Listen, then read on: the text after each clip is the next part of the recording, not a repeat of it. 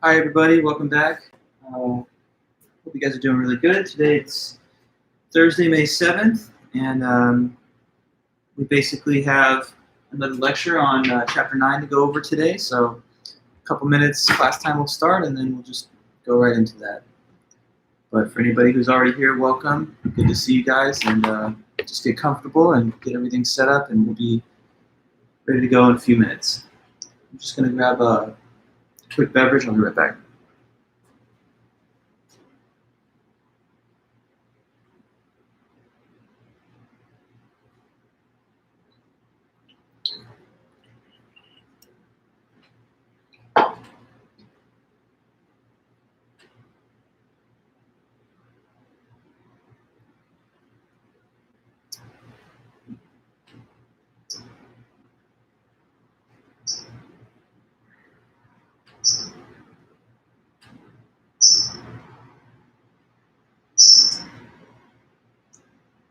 Sorry. I haven't created a little feedback on my phone because I have the live stream playing on it, but I turned it on silent.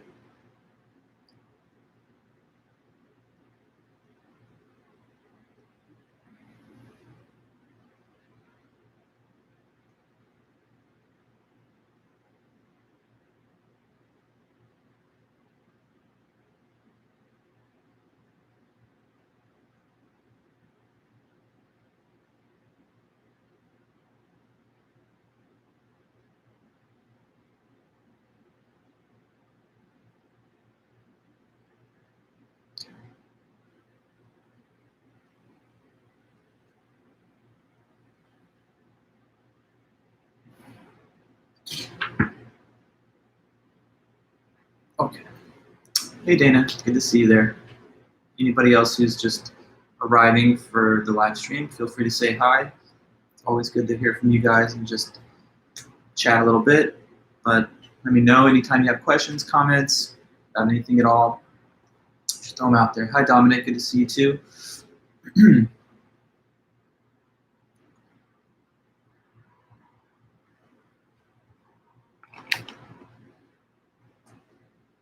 Nice.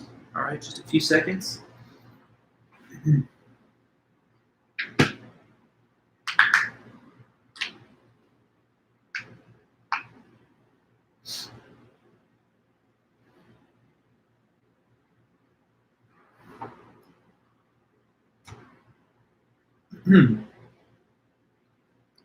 All right, I guess I'll get us started. Welcome back, everybody, to our Thursday, May 7th meeting for 12:45 to 2:10 Orange Coast College Critical Thinking. Yeah, so basically I think everybody knows what's going on with the class right now. There's just two things left. You have this homework next Thursday to turn into me. I sent everybody the instructions online through Canvas so that you know how to do it. I also talked about it last time, so you can check either of the live stream archive or the Canvas notification to get your directions on how to complete the fourth homework, but it's media critical analysis. So that's next Thursday, you'll turn that in, and then the final exam. I'm working through the, let's say, other materials, and they're pretty much all there, so when you guys are ready over the weekend, I'll let you know, and you can ask me about any of your other scores heading up to this last homework assignment. That's pretty much it. So today and then Tuesday, we have two lectures to finish up Chapter 9. That's all about ethics. So today, continuing Chapter 9, Tuesday, finishing that up. And then we have two review sessions next Thursday and then the following Tuesday. And then 2 weeks from today, Thursday the 21st, that's the day of the final. So we're reaching the end.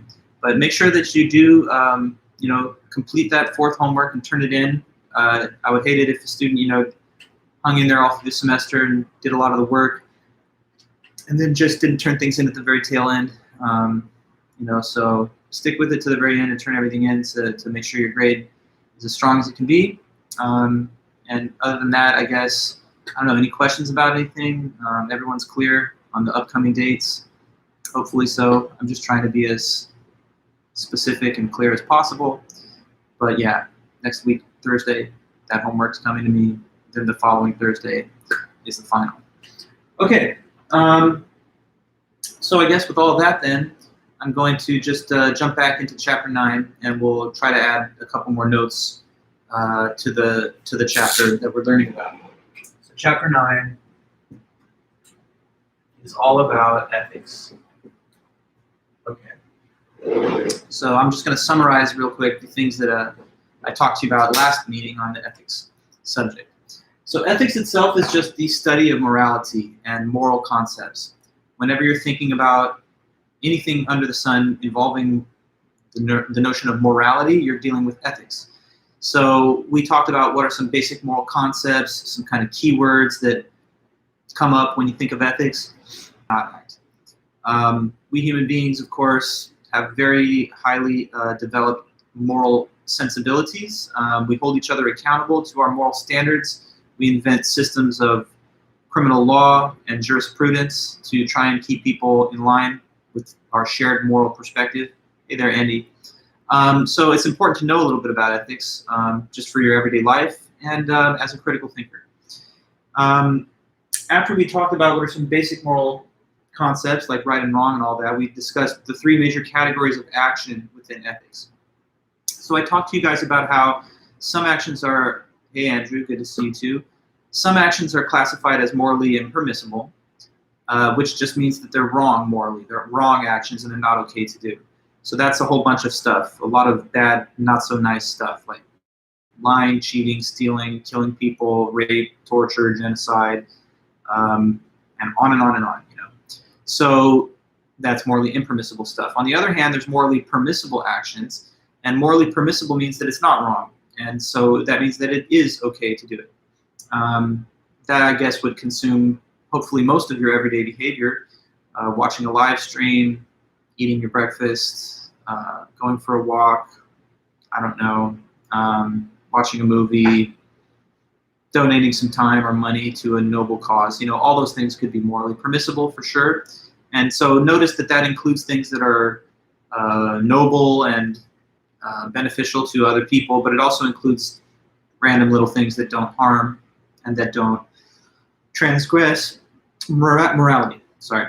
Okay, and then so the third category is morally obligatory. So a morally obligatory action is just any action that you must do morally, and it would be wrong not to do it. So like keeping of promises, the non-performance of anything morally impermissible, like not killing, lying, stealing, and all that. And I don't know, like the payment of a bill for a service rendered to you. Those would be moral obligations. So I think I mentioned this also, but let me just kind of emphasize again that there's not exactly the same thing when you're talking about law and morality. Law and morality hopefully should, and I guess usually do, overlap, but it's not always the case. There can be bad laws, and there can be prohibited conduct under the law that's not bad morally. So, like slavery, for example, is a horrible, unjust institution, but it was legal at one time. Even when it was legal, though, it was wrong. If it wasn't, then why would it have been abolished? See, so when you criticize laws, when you righteously disobey the laws, you're doing so because you think the law itself is immoral and unjust. So it's almost like in some cases you could argue you have a duty to disobey that law. If there was a law that said, turn over Jewish people to the Nazis, and you're living in Germany back then, the righteous thing to do would be say, I'm going to break this law because the law is bad. So there could be unethical laws, and why is that? Because remember, who are the legislators? It's not God making the laws, they're just people, and they can, of course, make incorrect moral decisions. We hope that they don't, and usually I guess they don't, but it's not impossible. So there could be laws that make legal conduct that's not morally permissible. There can also be laws that prohibit conduct that is not morally impermissible. Some people are, I don't know, recreational drug users, smoke marijuana and stuff, and if they do, they may think that though the law says that it's not legal, they don't think they're like evil people for doing it because they think the law itself is prohibiting conduct that's not wrong. So, I'm not saying what I think about either of those different cases, but the point is that there's always room for moral criticism of established law, and there's always room for the argument that some criminalized conduct is not wrong in and of itself. I don't know, some people are pro-life and they think that the fact that abortion is legal is like some kind of atrocity. So whatever your own opinions are, just know that when you think about morality, you're not just supposed to be thinking like, do what the law says. the law itself can sometimes be the subject of moral criticism, and it is. Don't take that in the wrong way, though. That doesn't mean that the law has it's just arbitrary and it's got no ethical basis and you just should completely defy the law. No. But you have to use moral judgment to interpret your perspective on the moral quality of a given law. Okay, so anyways, that's a little bit of review of some concepts that we talked about at the beginning of last meeting. And then we talked about moral reasoning also. Moral reasoning is just when you, the individual, make a judgment about what's right or wrong or what you should or should not do. You should think about morality more from the perspective of the legislator, him or herself, instead of the subject of laws that are put into the structure of our civil and criminal code. The legislator cannot defer to a higher court of authority when they make a judgment about whether they should approve a law or not approve of a law. If the bill came before the senator's desk and the bill was legalize marijuana, the question for the senator is not, how do I vote to make sure my vote follows the law, because you're making the law instead of being just subjected to it. So an ethical reasoner thinks from the point of view of those who have to make the judgments as to whether these are good laws or not in the first place. It's the moral compass which allows you to choose which laws we ought to institute or not. So clearly it's getting it backwards to say that law dictates morality. Morality ought to, in the best case scenario, dictate our judgments of what laws to establish. And laws change. Things that were legal in the past are illegal now, and vice versa. So we have to have a moral compass that allows us to try and make fair-minded and reasonable decisions about which direction to take our laws. Okay, so next thing I guess I'll talk to you guys about in chapter 9, as we go through the notes on that chapter, is what are some different types of values that exist. So the book distinguishes moral and non-moral values. So there's two types of values, moral versus non-moral. Let's go over those and just see what that is all about. Okay, so first of all, moral values.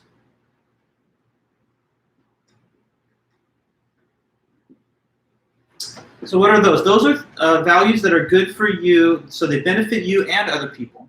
So that's key. It's not just self-beneficial. It is, but it also provides benefit to others. So it's values that benefit you and others, and they're considered good for their own sake. So I'm going to put that here.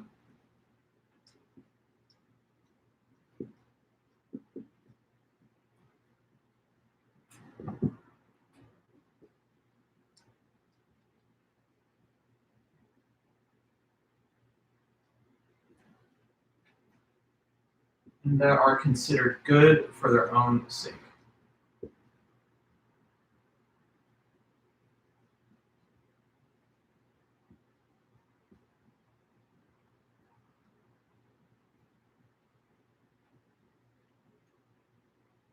Okay, so they benefit you and others, and they're considered good for their own sake.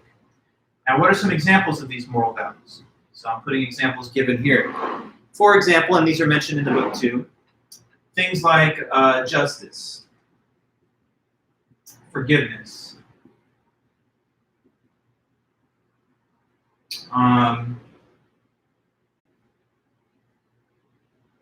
okay, so what you're seeing here is the definition and description of moral values. We all have values, right? And some of our values are moral ones. Those are values, as you see here, that benefit pretty much both sides, that benefit everybody. They benefit you, but also the people to whom you display these values. The last thing is that they're considered good for their own sake. So let me explain the definition by means of some of these examples here. Take the case of, I don't know, justice, right? Justice, if that's a value that you hold dear, that means that what you care about, among other things, is being fair and treating people equally. Not discriminating against people or showing them bias, or just, not giving them their just desserts. Unequal, unjust treatment is what you oppose if you have the value of justice. Now, think about that. If you are this fair-minded and egalitarian, equal treatment type of person, then the people who you deal with are going to benefit from your display of justice and fairness, right? You're not going to rip people off, defraud them, treat them differently from each other or exhibit prejudice or bias in the way you handle dealings with them. So of course, people that are treated fairly benefit from the fair treatment. So others to whom you are just are benefited. But you are also someone that benefits from that, because when you are just and fair and treat people equally, the way they deserve to be treated, you sleep better at night, you have a clear conscience, you know that you're an example that other people can and probably should follow. So it's an enduring source of contentment to the individual to be just. Therefore, it benefits others and it benefits you. Same with, I don't know, like say forgiveness that you see written there. What is it to be forgiving? It's to be willing to allow people who maybe have harmed you or done wrong to you in some way to be forgiven, so that they can then return to like a friendly and amicable relation with you. So if you're not forgiving, then you just hold grudges and you never let it go and you cut people off and all that sort of thing. Now, if you're a forgiving person, of course, the person who you show forgiveness towards has benefited from it, because otherwise they would have been cut off from you and they never would have been able to continue to enjoy the benefits of the friendship or the relationship. So being forgiving is clearly a benefit to the one who is forgiven, but it's also a benefit to the forgiver, because what's the alternative? That you just hold on to the feelings of hostility and resentment and you carry them with you? That's not the best psychological state to inhabit. It's not the most healthy. So being forgiving has a sort of double benefit. It benefits the other and it benefits you. Now the third thing here, that they're considered good for their own sake. That just means that these values, they're considered good things to have, even if sometimes they don't reach your desired outcome, okay? So let me just explain by means of this example. Has there ever been a situation in life where a person was forgiving, but the person that they did forgive ended up just stabbing them in the back again and betraying them later again? So can there ever be a situation where forgiveness does not result in the happy outcome where everyone becomes good friends again and everything's better? Sure, that can happen. But even when it does go that way, you were forgiving and the person just manipulated you even worse. Even when that does happen, we usually don't think of the forgiving person as, well, you're just a fool, you're, so naive to think that it's a good thing to be forgiving. Look, the person double-crossed you again, so you should not be forgiving. That's a bad and wrong thing. Normally, we don't think that. We think, well, look, just the fact that you are forgiving is good in and of itself, even if sometimes it doesn't result in the nice kind of conclusion that you would have wanted. So life isn't perfect, right? Most of the time, being forgiving is going to lead to a good, happy result, but not in every single case. But in those couple of cases, or however many, where no good outcome is the outcome or the result, we still think that it was a better thing for the person to have been forgiving than not. So they usually do reach good results, productive outcomes. But when they don't, we still think they're good just because they're good in and of themselves for their own sake. They're not necessarily only good for the sake of the benefits derived from them, although there are benefits, usually. But in those minority of cases where no benefit derives, it's still thought to be a good thing to be just, to be compassionate or forgiving or whatever. So moral values. Now, let's contrast and compare those against the other kind, the non-moral values. So some values are not this kind, but rather non-moral.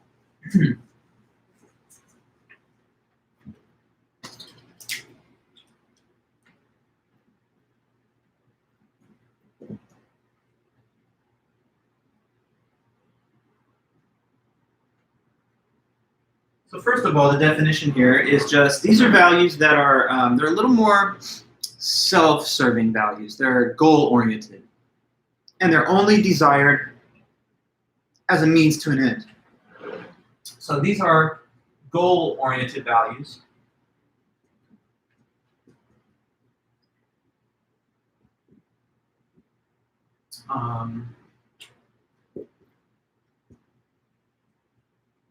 That are only desired as a means to an end.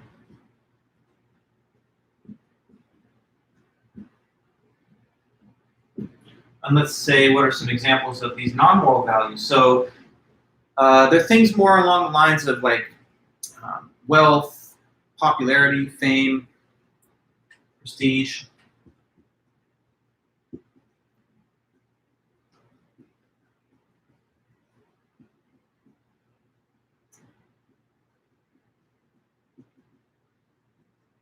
Okay, so some of the values that we carry with us in life have more to do with our own pursuit of personal happiness and our own self-interest.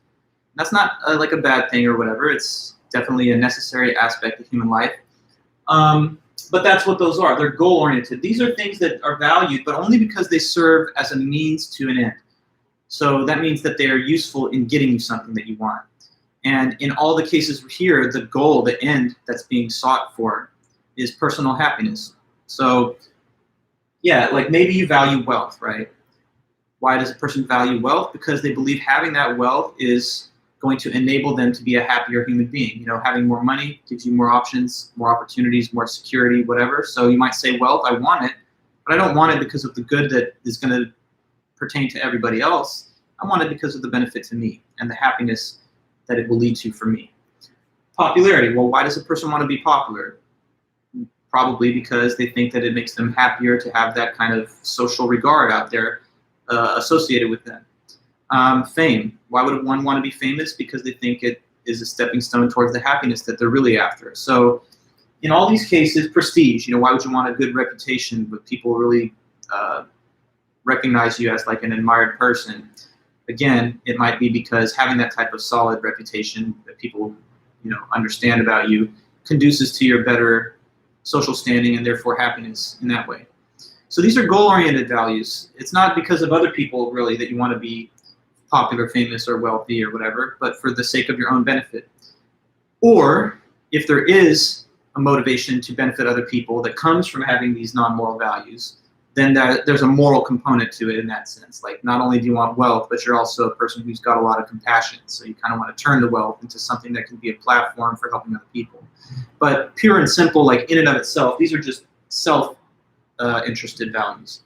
Now, the textbook mentions this, and I think it's a true point. That's something important to say, that a human being's life, to be as happy and satisfied as possible, has to balance both kinds of values. If you're just completely self-serving and self-obsessed, and you don't care about anybody else at all in the whole world, if you don't have any moral values that direct you towards what's good for other people too, then that can actually lead a person over time to be less content and less satisfied with themselves.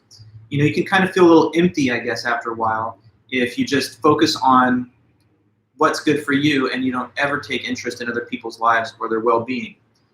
Have there ever been people who've achieved great fame and wealth but killed themselves or became suicidally depressed? Yes, it happens all the time. So you want to be a happy person, not just a wealthy person. And happiness can come from the things that we see here. That's the reason that we want these things and the reason that we value them. But ultimate and deep abiding contentment also comes from knowing that you're a good human being and a good example that other people could follow. So if you want to have that kind of fully realized human happiness, then you should at least sprinkle in a heavy dose or some dose of the moral values into your motivational structure, right? What gets you up out of bed in the morning might be these kind of things. But you should also take at least some deliberate effort of mind, if it's not natural to you, to try and instill in yourself some sense of moral value. Because at the end of the day, you don't want to lead a life that you're going to feel hollow or just shallow or self-serving about in the end. Not to say there's anything wrong with serving yourself. Of course, you're the first person and you're of the first importance to yourself, as I think most all would agree in their own case. But you're in a big world with a lot of other people that you're sharing it with. And so taking an interest in more than just yourself enlarges your perspective, and I think it just makes you happier. And there's some studies, there's some scientific empirical studies that seem to indicate something like that. Going all the way back to the ancient Greeks, like Aristotle, similar views were held that a fully satisfied life takes some measure of concern with others, and therefore moral values are important to us, not just the pursuit of our own happiness. It's also not unrelated. Your happiness is somewhat conditioned on the way that you morally interact with other people. So it's not all altruistic either. There's like a self-serving component in altruism, and maybe there could be an altruistic component in some of these if you had the right moral perspective. Okay, so consider which values motivate your beliefs and choices in everyday decisions, like even your consumer choices. Are you buying something just because of the non-moral value associated with the possession of it, or what? And Dominic, you asked this: are there values that are completely selfless, one that serve others but don't benefit yourself? Well, I mean, Self-sacrifice to the point of death, of course, would be not to your benefit. But like, take a case of like a parent who, in order to rescue a child from like a life-threatening situation, puts their life on the line and ends up dying. I mean, that would be like a, I guess, pure case of caring more about other people than yourself, to the extent that you don't even value your own life as much as serving the survival of like your offspring. So, I mean, yeah, in familial contexts and in very close friendships, sometimes people say, I would die for you. I mean, that's not to be advocated per se, but if you want to talk about like going way out to the extreme of something that has no potential to benefit you, a person that doesn't exist can't be benefited. So, yes, it's a possibility, but in the most normal range of cases, there is some element of personal happiness or satisfaction that comes from being supportive and helpful to other people. Yeah, I guess that's all I could say. I mean, they generally benefit you, but it's not a conceptual requirement of being compassionate or altruistic that it benefits you. It tends to do that, but even if it didn't, we'd still look at a person as noble if they gave up some of their happiness for the sake of other people's happiness or for the greater good. Okay, good question though. So we're going to step into the next little term and definition here. So what comes next in the book is a discussion of the conscience. So we want to understand that concept too.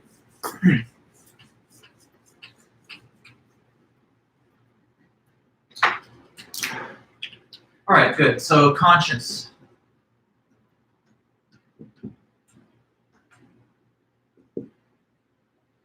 What's the conscience? All right, so don't get it confused with the word consciousness. I've noticed a lot of people in their vocabulary, they blur those two terms together, but they're different words. Consciousness just means like that your brain is perceiving things, like that you can see, taste, touch, hear, and smell, that you can even just think. But the conscience is a moral idea. The conscience, spelled this way, without the word ness at the end, okay, just conscience, that is this internal, innate source of knowledge about what's right and wrong. So that's it. It's an innate source of knowledge about what is right and wrong.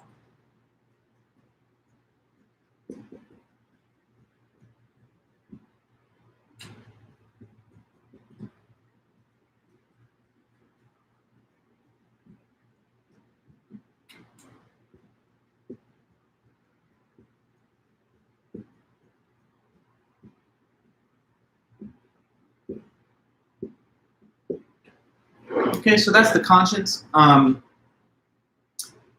Let's go over the definition and see what's the different aspects of it. First of all, innate, meaning that it's something that is naturally born into you. It's something that you're born with, pretty much. So it's built in. It's just part of your standard features as a human being when you're born. But the thing is, and what is it? Okay, it's a source of knowledge about what's right and wrong. So your conscience tries to direct you towards the proper behavior and tries to take you away from the wrong behavior. It's that aspect within you that would reveal to you the moral nature of a situation and cause you to want to do the right thing in that situation or to avoid doing the wrong thing. It's also the part of you that would alert you to your own poor behavior if you did act in a way that was immoral. So it would perhaps supply you with feelings of like guilt or what the case may be if you did something unethical. Now, the claim is that it is innate, meaning that it doesn't have to be, let's say, like downloaded into you afterwards, but it's something that you actually are born with. The thing, though, is even though it is innate, like many innate abilities that humans have, it can either be nurtured by the environment and therefore grow stronger, or it can be ignored by your environmental inputs and become weak and not fully formed. So think about a baby who's born today, on this day. This is day one for them. Interesting world they're born into today, but whatever, they're born. And so today, can they talk, or could they ride a bike? No, the newborn infant cannot do either thing.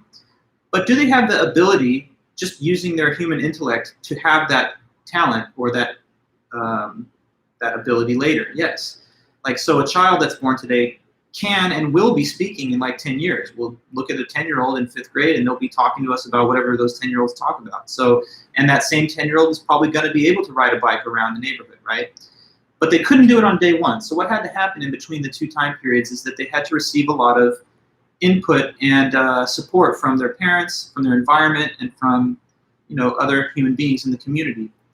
Now, without that early childhood support for the development of your language capacity, you would never have actually been able to speak. There have been a few really interesting cases of, let's say, children that were abandoned by parents like in nature and somehow managed to survive in the care of like wild animals. This is unbelievable, but it really has happened. And when they found this child, right, living wild, the child could not speak, even though they didn't have like a cognitive disability like Down syndrome. And they couldn't be really taught how to speak because they pretty much missed that window of opportunity in their young life where their innate ability to learn language was not properly activated. Feral children is the exact example, Andy, and there's some very fascinating case studies and documentary footage of such cases. But anyway, I'm just talking about how if you didn't receive the proper early instruction and environmental support and stimuli, you might not have developed a language which you do have the innate capacity to develop. Or with riding a bike, if the child's never given the proper instruction and put on training wheels and instructed in it by others, then they may not develop that same ability which their overall physiology and mind is capable of doing. So with the conscience that you are born with, a normal, well-adjusted, healthy human specimen has a conscience, but it can also be either nurtured and fostered in young life and your early moral education by your teachers, your parents, and by members of your community, or it could be just ignored and left to become weak. So there's like this nurture-nature aspect. It's something that nature gives us, but if it's not nurtured in the proper way, then it may not fully well develop, like your ability as a human to acquire language, which you don't have immediately at birth, but which you can develop through the talents that the human brain has built in. So we should not try to weaken our conscience. We should not try to make our conscience something that we just ignore. I know a lot of times people say that it doesn't feel good when you experience regret, guilt, when you question your own moral conduct. Surely that's not the best feeling, but the alternative is even worse, that you feel nothing when you do bad things and that you don't have any sense of regret ever, no matter what you do to people. So your conscience is important and you should listen to it. It's trying to get you to do the right things and to prevent you from doing the bad things. And that's not anything wrong with that. There's no vice in having a good, strong, robust conscience that you're willing to listen to. Okay. Now, it has this kind of emotional element that it alerts us to the reality of moral situations. The textbook refers to it this way, that the conscience reveals to us our moral sentiments. Now, moral sentiments, that'll be our next term.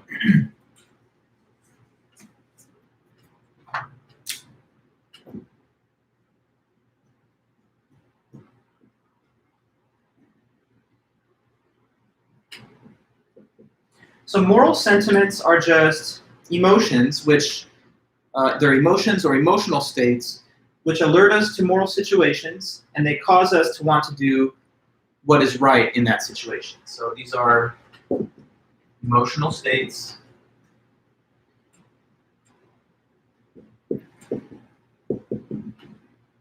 that alert us to moral situations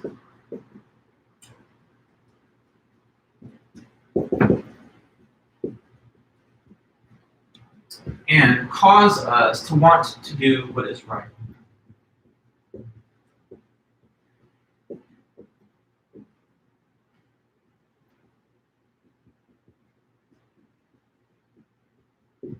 Okay, and I'm going to give you different examples of some moral sentiments. Right, so when you have a good, healthy, functioning conscience, then it's going to reveal these moral sentiments to you at the right time, in the right situation. And the moral sentiments, as you see it here, are just emotional states that we experience when we are in a moral situation. They tell us that there's some moral aspect to the situation, and they cause us to take a non-neutral attitude toward it, to try and do the right thing, and to not allow the bad thing to happen or to do the wrong thing. So one of these moral sentiments is, for example, helper's high. At least that's the way it's termed in our book. So helper's high, as it's defined, is just when you help other people, right? When you do something that is beneficial and helpful to other people, so you serve as a benefit to others, but you then feel good about yourself as a result. So that's simply stated. When you help others and then feel good about yourself as a result.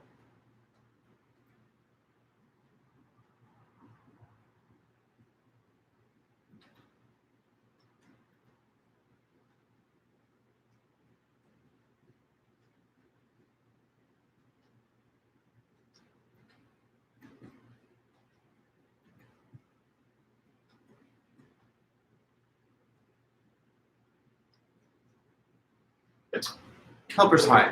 So there's actually some scientific evidence, some empirical evidence to suggest that when you do things that benefit other people, that help them in whatever way, big or small, that there's kind of this built-in reward mechanism that it actually triggers like a chemical release of endorphins to the brain, which makes you feel more calm and self-satisfied. So it's almost as though nature equips us with some type of reward mechanism for being helpful to other people. And that makes perfectly good sense evolutionarily, because we humans are the ultimate social animal. I mean, I think I've mentioned this a few times in the class, but it's something that bears repeating. If you look at bees and stuff building honeycombs, that's pretty cool. You look at ants building ant colonies, or beavers, working together to build a big dam. That's collective behavior, and it's pretty impressive. But they're not doing anything on the level that humans do. I mean, look at our, cities, factories, transportation methods, literary achievements, technological achievements. These are not done by hunters and gatherers just working by themselves.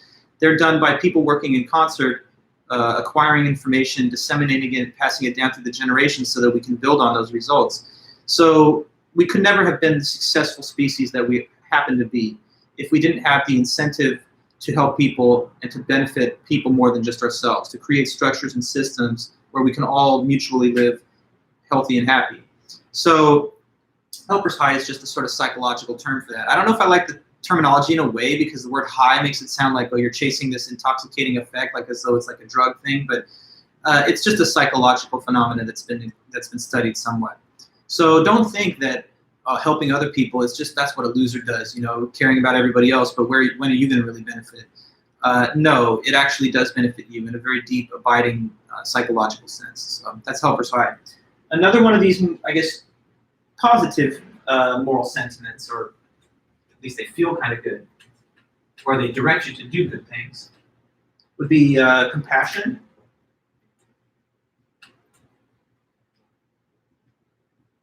So yeah, compassion. That's just being aware of and caring about the things that other people go through. Okay, so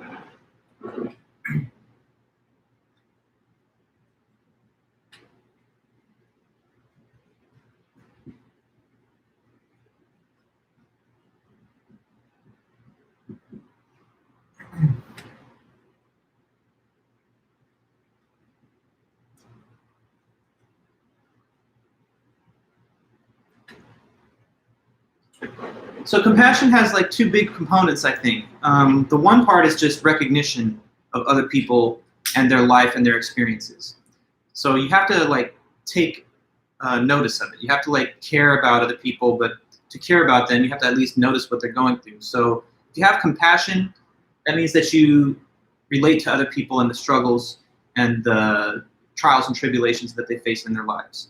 You don't just see that people struggle or that they go through hardship and you say, whatever, I don't know. I'm not even aware of it. First of all, you're aware of it, and then you also care about it. So you're not neutral about it.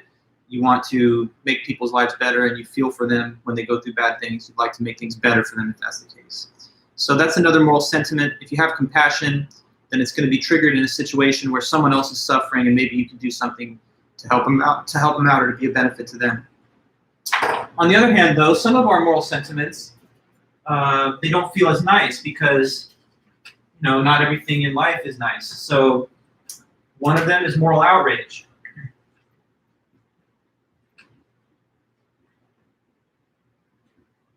Okay, now moral outrage is just when you perceive an injustice, something that you think is unjust, and then you become upset.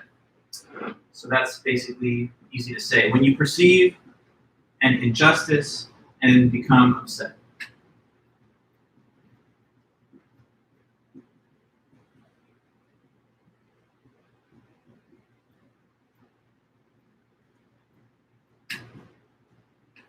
Okay, so if you're, looking at this world and you're paying attention, it'd be hard for you not to notice that there's a lot of things that happen that are just wrong. And when you see such a thing and you notice it, and then you become upset because it happened, now you're feeling moral outrage, okay? So, I mean, if you're watching like the people protesting the lockdown and stuff, and you think, wow, they're risking public health and safety by going out there and not social distancing, and if that's your view that what they're doing is wrong, then you might say, I feel a sense of moral outrage that behavior is going on, and it should not stand. On the other hand, you could be a person who's, I don't know if you have a different perspective. You could say, oh, government commanding me to quarantine is an infringement on my liberty, and I should be able to take risks with my personal health and safety, especially if it's the government ordering me to do something and I don't recognize their authority. I don't know. So you could be that kind of libertarian person saying that the lockdowns themselves provide you with a sense of moral outrage. I definitely don't agree with that view, but that's a possibility, and some have that view. Maybe let's take another case, going back in history a bit. Like in the civil rights era, the Montgomery bus boycott movement. So as you guys probably learned in some of your basic studies in recent American history earlier in life, during the civil rights era, just as like closely following the era of Jim Crow and segregation, this is like the 1950s, the system that existed back then when it came to public busing was that if you were a black patron on the bus and you were seated close to the front, and then let's say a white patron enters the bus and then no seats available, you're supposed to relinquish your seat, go to the back, so that the white person could sit near the front. Now, Rosa Parks, of course, refused to, submit to this cultural standard and led a boycott that was one of the seminal events sparking the whole civil rights era, which has led to, revolutionary changes in our society and our sense of equality.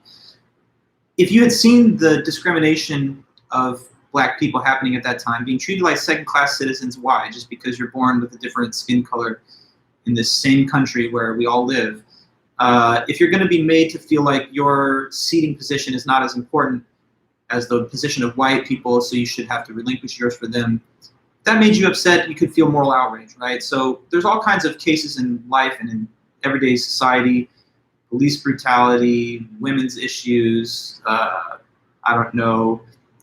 discrimination of various minorities, whether it's racial category, orientation, religious affiliation, or whatever.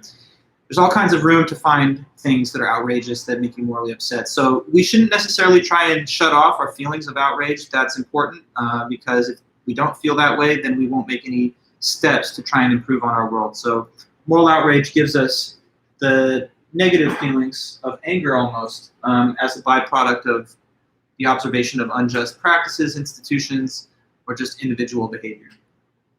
Now, a close cousin of moral outrage is the idea of resentment. So that's that's the next moral sentiment I'm going to put here. Resentment.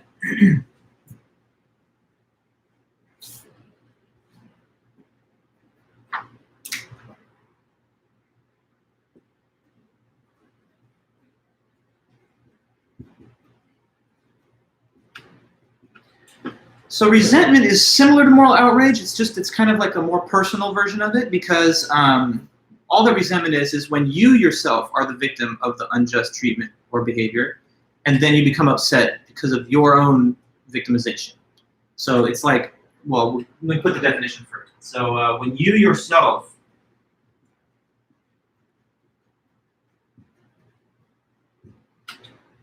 are treated unjustly and then become upset.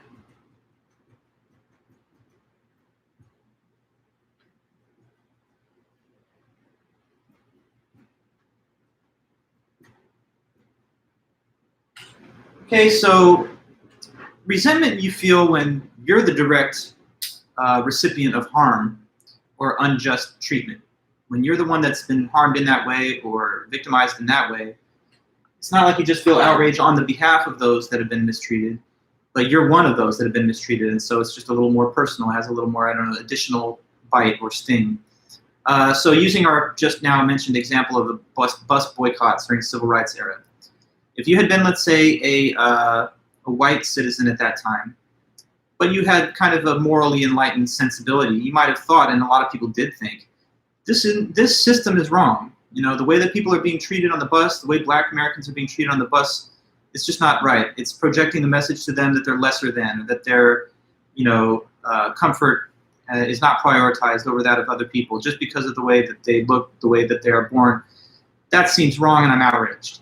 Now, that would be, let's say, a possibility if you're not one of the people that has been disenfranchised or discriminated against. But if you are one of the Black citizens that was treated this way, or that is subject to that treatment, then it would be resentment that you feel because it's happening to you personally instead of just something wrong in the world. So just those are two very similar concepts. Resentment has to do with being one of the parties to the victimization or harm that's unjust. And moral outrage is possible even in cases where you're not at all directly disadvantaged by the bad behavior or the unjust behavior. Okay, so Andrew, you say, can you become resentful by how someone treated your child? Well, I guess your child is an extension of you in a way, right? And so sometimes people talk about in very close bonded relationships, like with family members or romantic partners, like marital partners or whatever, that you start to see the other person and their interests as coextensive with your own. So if you guys form a collective pool of interest, of mutual well-being, the shared well-being can make it seem as though bad treatment to them is also equivalent to bad treatment to me. So I think what you're posing here is actually definitely a possibility. If your wife or child or parent who you dearly love has been targeted by unjust behavior, then I think it is a little more personal than just something happening to a person with whom you have no standing close relationship. And part of the reason for that is because I cannot treat harms to those who I love equivalent to the harms which happen to anonymous strangers. There are people today that are getting murdered and killed. That's just a fact somewhere in the world. And I feel badly because of that, yes. But it's not at all the same kind of very deep and personal harm that I would experience if one of my loved ones was killed in the same way. So family members of murder victims or other such cases, just to give one easy example, experience the harm in personal terms. Because it's not just like, oh, I feel bad for my wife that got murdered. You feel bad because your wife has been murdered. So I think, yes, resentment is possible in the special case that you mentioned, where you're not the direct harmed individual, but you are so closely bound up with their well-being that it feels like it's happened to you, So I guess that's the best thing I can say on that. But that's a great question, Andrew. Okay. So then, a couple more. We're just going to go over two more: guilt and shame.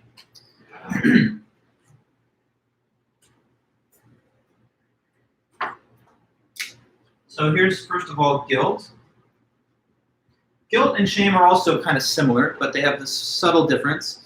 So guilt is a bad feeling that happens from when you did something wrong. Okay, so it's a bad feeling that results from committing a moral wrong.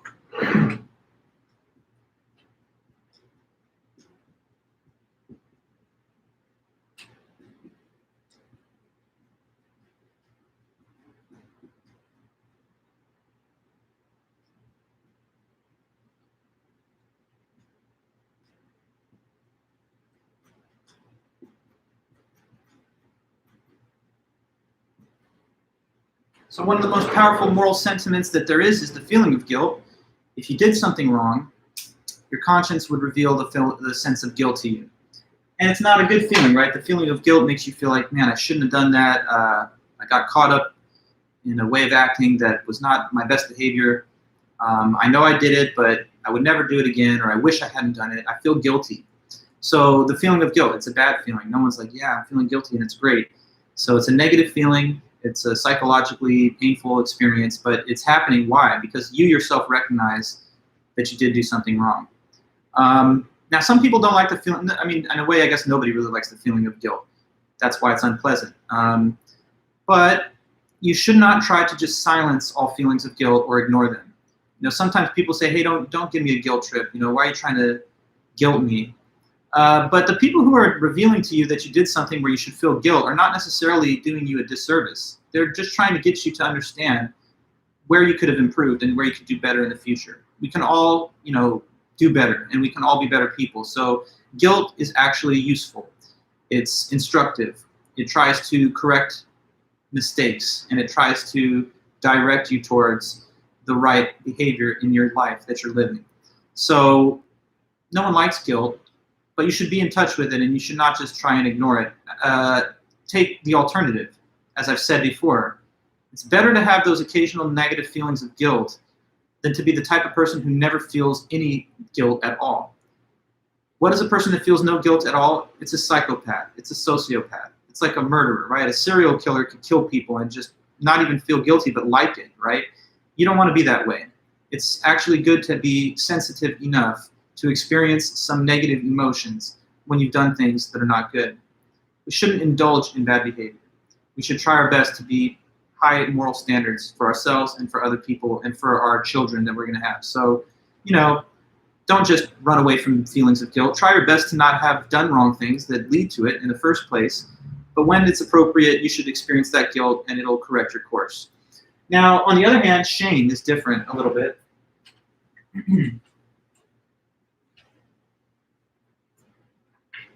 So shame is also a bad feeling, but it's a bad feeling that comes from a slightly different reason. It's a bad feeling that results from violating a social norm. So like stepping outside of some kind of normal behavior.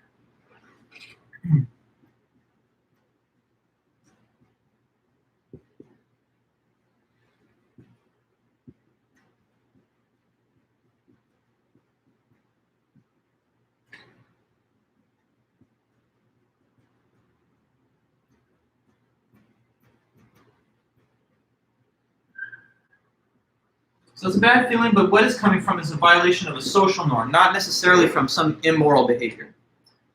And these two can easily be confused, but they should be distinguished. So you can feel shame with no guilt if you did something that was considered like socially awkward or inappropriate, but it wasn't really like you were trying to do something wrong or that you did something that was unethical.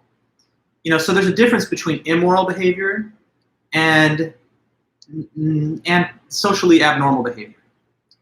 So like, I'll give you an example. So take the case being an American, right? If you're an American and let's say you're traveling in another part of the world, Europe, for example, where I've been, several times myself. You say, is it synonymous with embarrassment? It kind of, but the thing is, embarrassment is also kind of ambiguous. Embarrassment, I think, could be felt in cases where you did something wrong. Like, you cheated on an exam and you feel guilt, and you're also like embarrassed when the teacher like identifies your case and says, what's wrong with you? People don't cheat. That's not normal. So I don't know. Embarrassment, I feel like kind of straddles the divide a little bit, but it's a fair point that you're making. It's kind of like that, yes. But anyway, as I was saying, you can feel shame with no guilt in cases where you do think you stepped outside of expected social behavior, but it wasn't really like morally wrong. Okay, so I don't know. I was going to give you this example. You're traveling in Europe. You're an American. Now, we Americans have certain kind of like norms when it comes to our consumer behavior when we're like at a restaurant or a dining establishment. In America, the motto is customers always right, and these employees better work hard for their tips. So we take kind of like a little bit of a, we take our authority seriously when we deal with these waiters and waitresses, right? It's like, hey, I need a refill, or excuse me, I would like to place another order. And if they don't respond to you right away, they're all apologetic. Oh, I'm sorry, I'll be right there. Let me get you your request. So they're ready to like beckon to your call. And that's the service culture in the United States. It's all about make the customer happy at all costs, and make their experience as comfortable as possible, right? But in Europe and stuff, right, where tipping is not this expected social norm, there's a bit more of like the dignity of the worker. Like you're not supposed to be this demanding, officious, obstinate, patron of the establishment. So if you're like in a European cafe and you're like, waiter, I need another, give me a refill. In America, this might be considered normal, but over there, the waiter might look at you like, what? Like, you're going to have to wait. I'm still doing something. And maybe all the other customers that are all European will look over you and be like, who's this American, like, making all these crazy demands? Now, in that situation, you might feel for a moment kind of like ashamed, like, ooh, they did something over here that they think is, a little pushy. This is not normal behavior in this part of the world. But I'm sure that it doesn't cause you to toss and turn at night with guilt, like, oh my God, I'm a terrible person, I'm doing bad things. It's just that you violated a social norm. You feel the shame, but it's not the same kind of heavy experience as guilt. So anyways, be alert to the feelings that are triggered by the different types of choices that we make in the different social environments that we find ourselves in. They mentioned in the book, like, I don't know if it's the best example, but the book talked about, like, say, gay people in previous generations of American and world history. There were serious taboos against that, and it was considered to be, like, really deviant and everything. But imagining a person that, knows and believes that they were born that way and they didn't really make a choice what their orientation was, then they may feel like, back in the 50s and 60s, a sense of shame because their orientation stands contrary to the prevailing social norms. But they might not feel guilt if they thought, well, I didn't choose anything, so you can't accuse me of doing something wrong if it's not a choice. Okay, so good then, guys. So next up is this. I'm going to erase this whole part of the board. And the next part of the chapter 9 discusses the stages of moral development that people go through. So you might be interested to learn that there have been some important psychologists that have studied the concept of morality and how people develop over their lifetime in their moral life. There's this Harvard psychologist whose name was Lawrence Kohlberg. He lived from 1927 to 1987, and he studied this issue. And he did conduct a lot of empirical, investigations on this. He studied world cultures all around, and he thought that he noticed a kind of universal pattern in human nature in terms of how we morally develop. So he thought this is universal because he saw it emerging in every different part of the world, not just in some places and not others. So let's go over the 3 stages of moral development that were, discussed by this man named Lawrence Kohlberg. First of all, here is his name.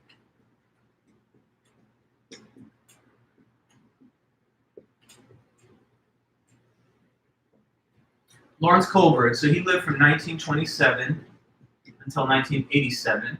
So, and then, ouch. We're talking about the 3 stages of moral development that he talked about.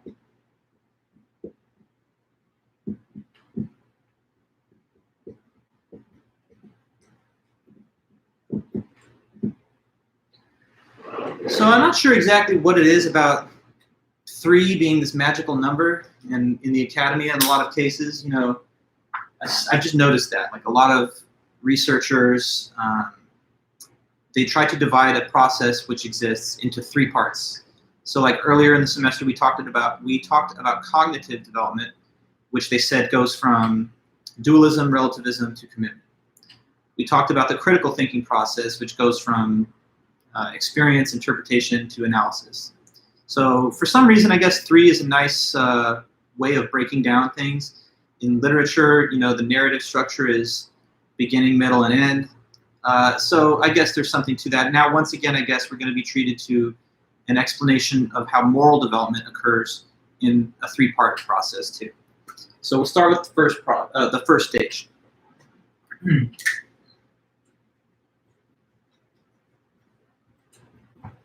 So the first stage of moral development is what he calls the pre-conventional stage of moral development.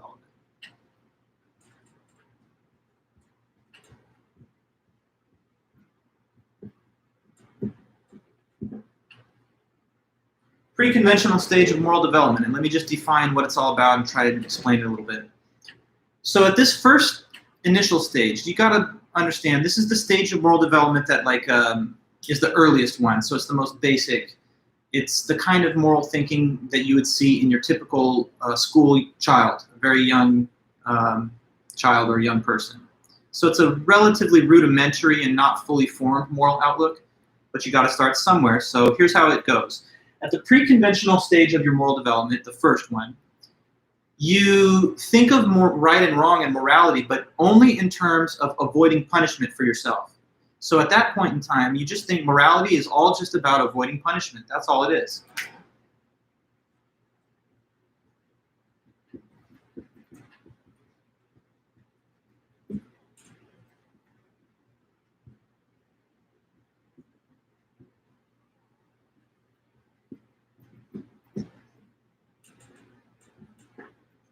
Morality is all and only about avoiding punishment. That's the kind of moral perspective of little children. So think about it, right? Why does a little kid, not want to take stuff from the other school kids?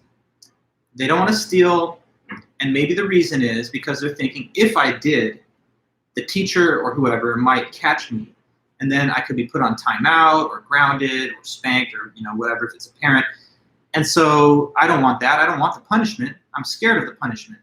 So I will associate right action with stuff that I don't get in trouble for or punished for. And I will associate bad moral action with the stuff that people, do get punished for or penalized for. But at that early phase of your moral development, you don't even really care about other people, really. You just care about yourself and the avoidance of this punishment, which you don't like. So will you, act in a way that's moral? Sometimes, I guess, as long as you don't think you can get, as long as you don't think there's any possibility to get caught, you'll stick with the right conduct. But you're worried about the penalties, and that's it. So you don't really think this is wrong because it harms the other person.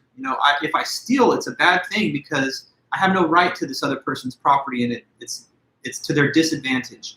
You don't think about the other, you just think about me. If I'm noticed doing that, I could be exposed to penalties or punishments, and that's the whole reason that I do the right things, because otherwise punishments might happen. So there's like these little diagrams that the author used to try and explain these three stages a bit so that you have a visual to add to your understanding. And the diagram they used for this one was two circles. One is standing for me, and the other circle is standing for like other people. But the me circle is way bigger in this case because that's really all you care about. So it's this kind of image to think of: me versus others. The pre-conventional moral thinker isn't concerned with others or with their well-being or with what goes on with them. They're just concerned with themselves and their own pleasures and pains. So they don't want to experience the pains that come with the punishment, whatever it is, whether it's psychological or physical pain or any other kind. They don't want to be exposed to the penalties. So pre-conventional, because you don't even care about like conventions and standards. You're just thinking about not getting punished.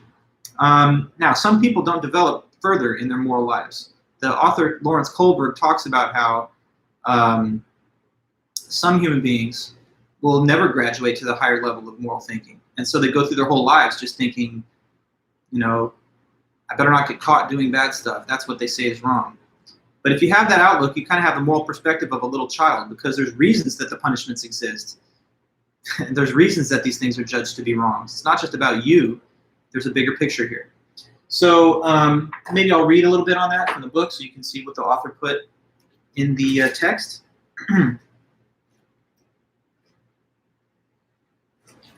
So yeah, about that, he says this. So according to Harvard psychologist Lawrence Kohlberg, people advance through the distinct stages in the development of their moral reasoning capabilities. These stages are transcultural, that is, they are found in every culture of the world. Each new stage represents increased proficiency in critical thinking skill and greater satisfaction with your moral decisions.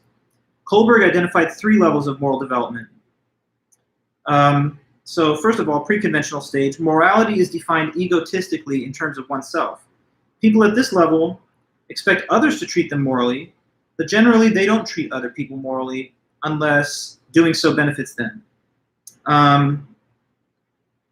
Yeah, and it says most criminals are at this stage. So, that's the idea of a criminal. Like, if I don't get caught, there's nothing wrong with it. So they're willing to take those risks on the pretense that they might not get caught. But of course, when you do those things, it becomes possible that you will be punished. So ironically, as much as they're concerned with avoiding punishment, they're the most likely to receive it because they don't see the reason to not do these things apart from the liability for punishment. So they're more willing to take the risks. Okay, so we're going to go on to the next stage then. Imagine, though, that a person grows and changes and develops a little bit, and they have a more fully realized moral perspective. They would get to that second stage, which they call the conventional stage of moral development.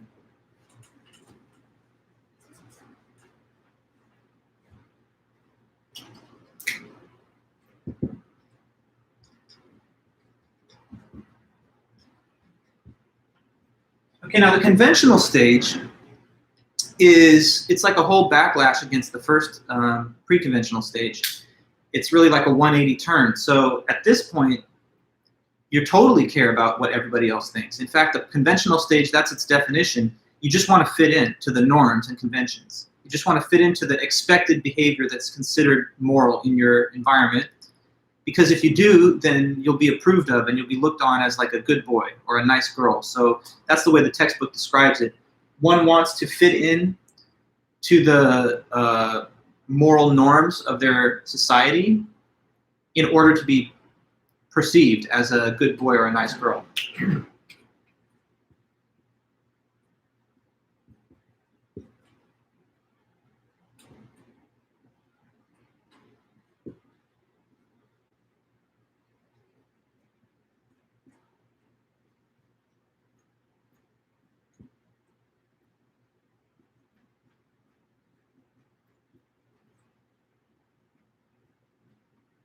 In order to be seen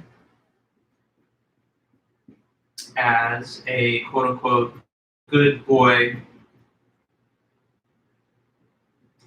or nice girl, whatever the case is. So, okay, the conventional stage, it's called conventional because you just want to fit into what's considered conventional and normal. You want to fit into the moral norms and expectations that have been formed by the society you're a part of.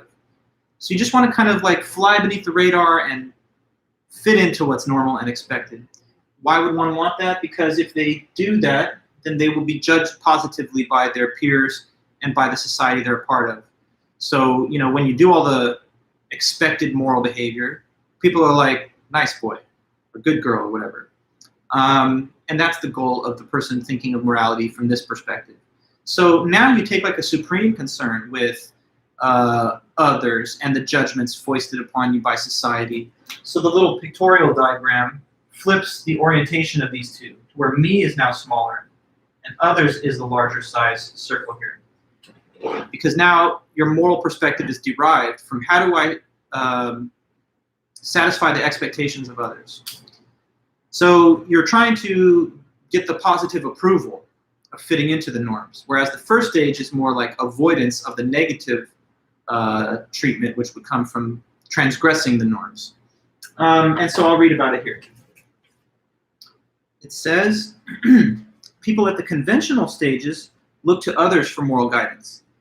Earning the approval of others and conforming to peer group norms are especially important to people at this stage. Most high school seniors and college freshmen are at stage of conventional in their moral development. And this is associated with the first stage of cognitive development, in which students believe that there are right and wrong answers and that those in authority know the right answers. So, and also I want to make one brief point.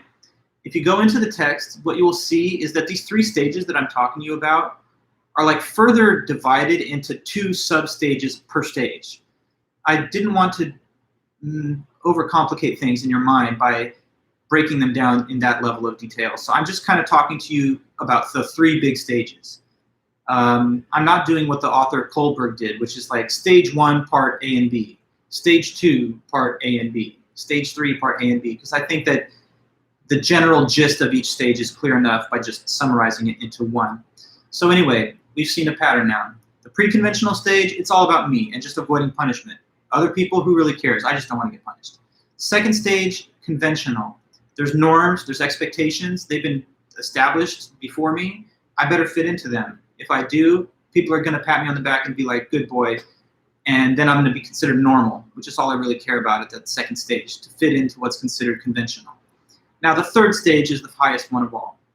not everybody will make it to that third stage. According to Kohlberg, only 10% of United States adults reach it in their lifetime, but the third stage of moral development is the post-conventional stage. So we have pre-conventional, conventional, and then post-conventional. So let's talk about stage 3.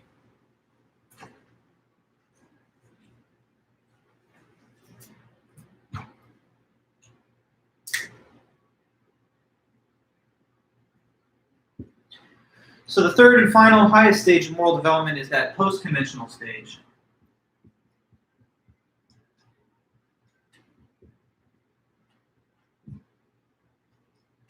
And basically at this point, there's like a balance that is struck between what the social expectations of moral behavior are and what your own independent moral judgment of the moral behavior is. So basically at the third stage, you believe that there are universal moral principles that you can apply to human conduct. And the thing is that sometimes your own moral compass or your own moral principles will differ, will disagree with the moral norms of the society. Okay, so let me put that here.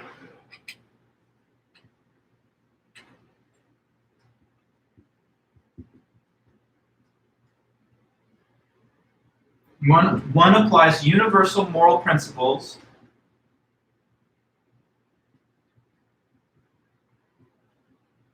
to conduct, and these principles can sometimes differ from the moral view of society.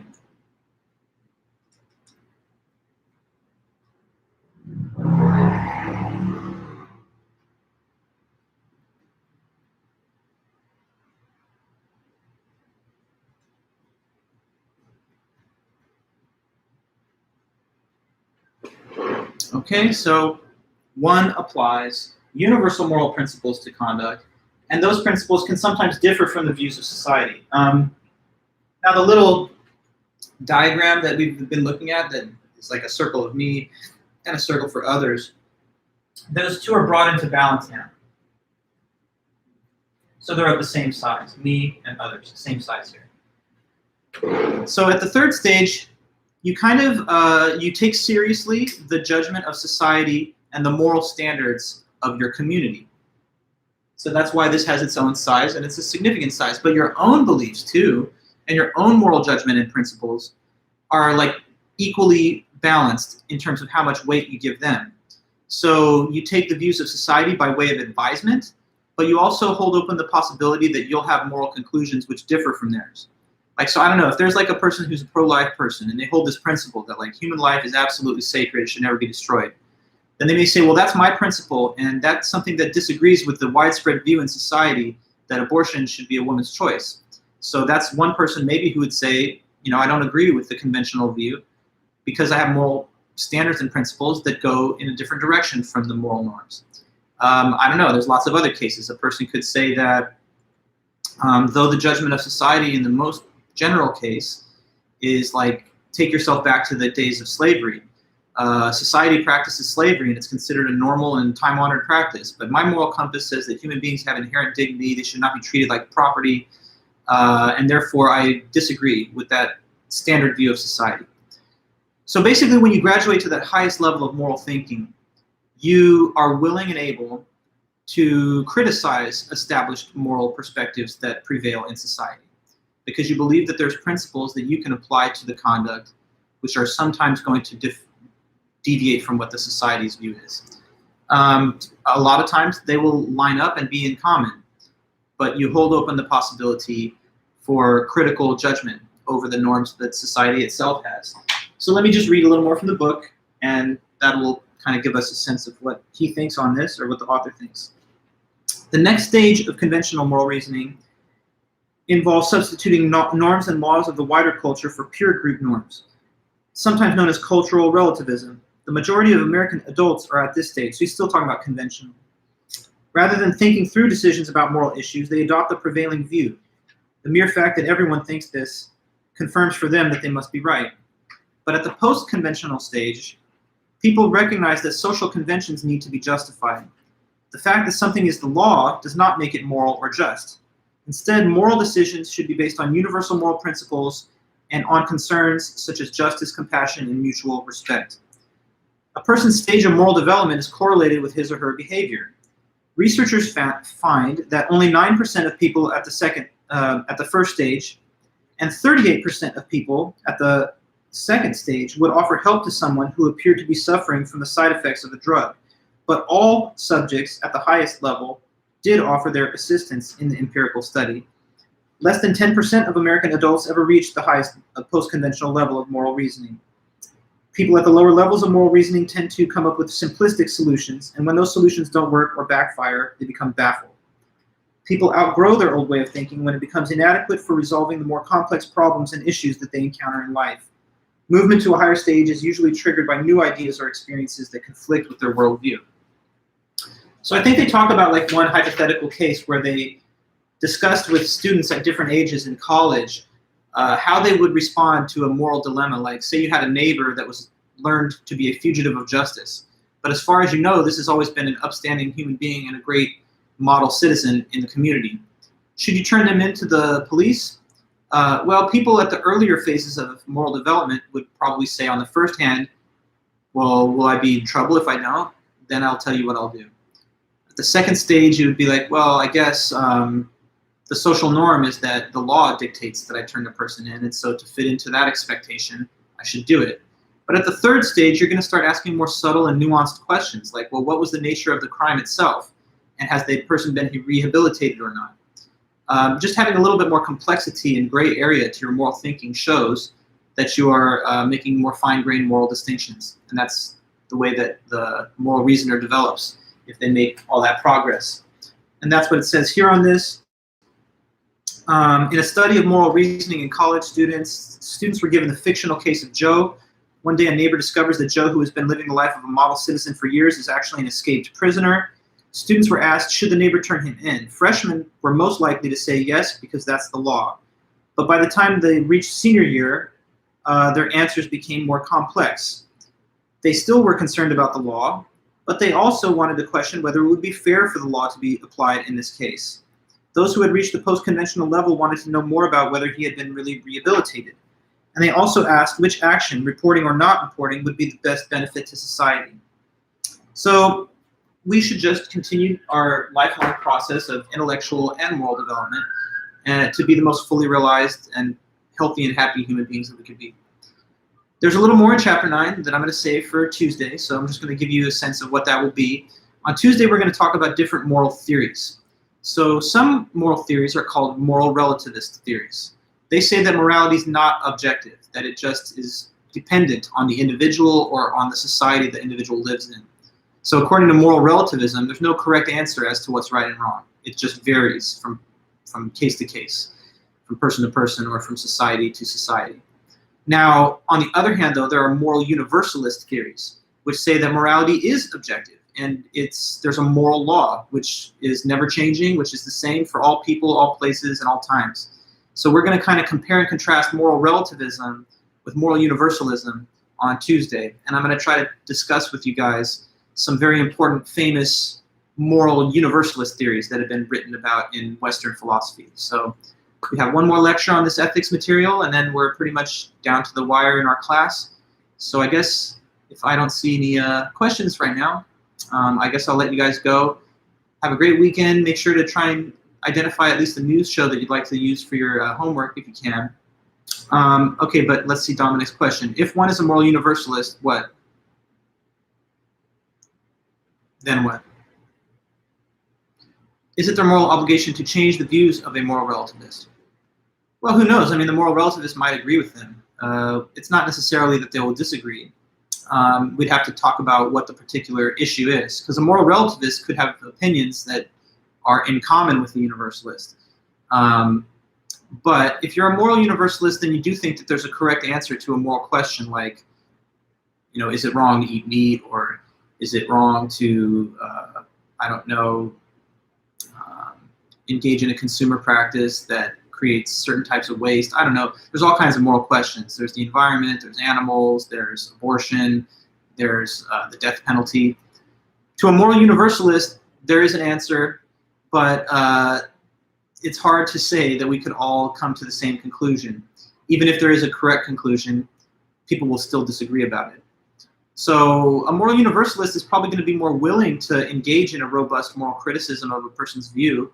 They're going to be the type of person that says, I don't want to just live and let live. I'm going to try and convince you of my opinion, because I think it's not just my opinion, but it's actually like objectively correct.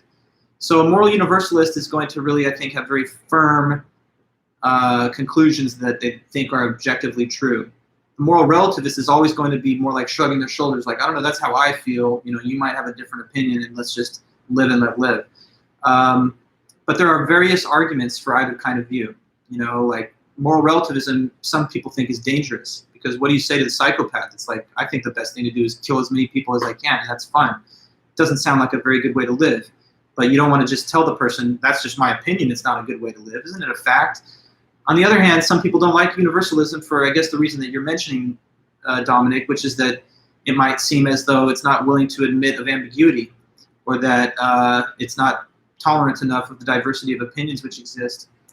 But we have to, you know, sort through these issues on our own and come to our own conclusions. So, you know, just continue thinking about it. Make sure you read Chapter 9, and on Tuesday, I'm sure we'll have a great discussion about these exact questions that you're asking.